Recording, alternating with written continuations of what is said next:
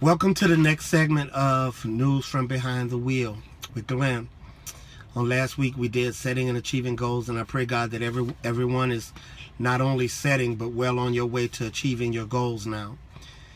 This segment is going to be a very personal segment for me. For this segment is going to be my story, and so many people know so much about me being so public, but I think everyone or most people may have a story that no one knows. And that's going to be the story that I'm going to share. I said I would be sharing a poem, and I'll be sharing that poem from this book, and it's called Healing the Child Within. It's by Charles L. Whitfield, MD. And the title of the poem is Please Hear What I'm Not Saying. So please let me share that with you now. Please hear what I'm not saying. Don't be fooled by me. Don't be fooled by the face I wear, for I wear a mask, 1,000 masks, masks that I'm afraid to take off, and none of them is me. Pretending is an art that's second nature with me, but don't be fooled. For God's sake, don't be fooled. I give you the impression that I'm secure, that all is sunny and unruffled with me, within as well as without. That confidence is my name and coolness is my game, and that the water is calm and I'm in command, and that I need no one. But don't believe me. My surface may seem smooth, but my surface is my mask, ever varying and ever concealing. Beneath lies no complacence. Beneath lies confusion and fear and aloneness. But I hide this. I don't want anybody to know it. I panic at the thought of my weakness and fear of being exposed. That's why I frantically create a mask to hide behind, a nonchalant, sophisticated facade to help me pretend, to shield me from the glance that knows. But such a glance is precisely my salvation, my only hope, and I know it. That is, if it's followed by acceptance, if it's followed by love. It's the only thing that can liberate me from myself, from my own self-built prison walls, from the barriers I so painstakingly erect. It's the only thing that will assure me of what I can't assure myself, that I'm really worth something.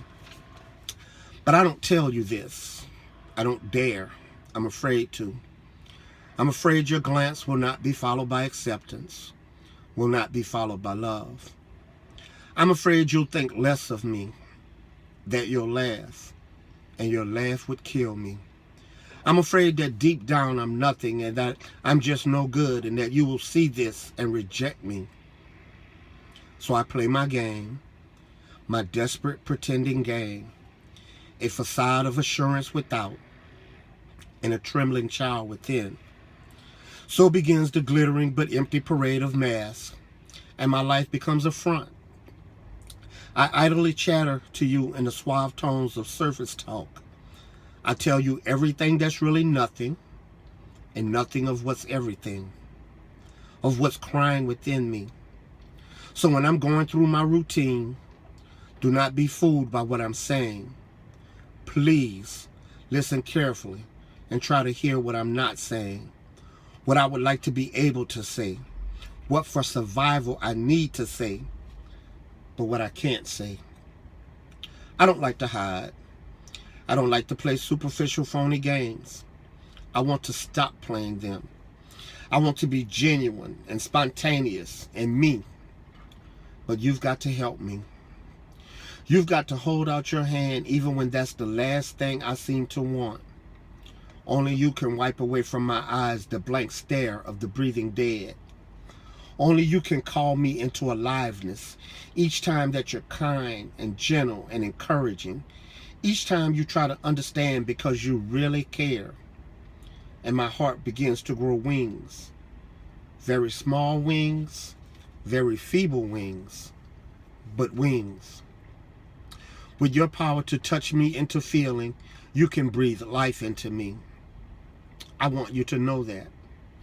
I want you to know how important you are to me, how you can be a creator, an honest to God creator of the person that is me. if you choose to. You alone can break down the wall behind which I tremble. You alone can remove my mask. You alone can release me from the shadow world of panic and uncertainty, from my lonely prison, if you choose to. Please choose to. Do not pass me by. It will not be easy. A long conviction of worthlessness builds strong walls. The nearer you approach me, the blinder I may strike back. It's irrational, but despite what the book says about man, often I am irrational. I fight against the very thing I cry out for. But I'm told that love is stronger than strong walls. And in this lies my hope. Please try to beat down those walls. With firm hands, but with gentle hands. For a child is very sensitive. Who am I, you may wonder? I am someone you know very well. For I am every man you meet, and I am every woman that you meet. I found this poem a long time ago, and it took a long time to be able to read it from beginning to end without tears running down my face.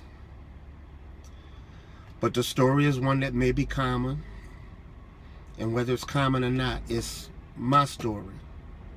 It's a story of being codependent and going through the issues, situations, circumstances involved with being codependent. The impact that it's had on relationships.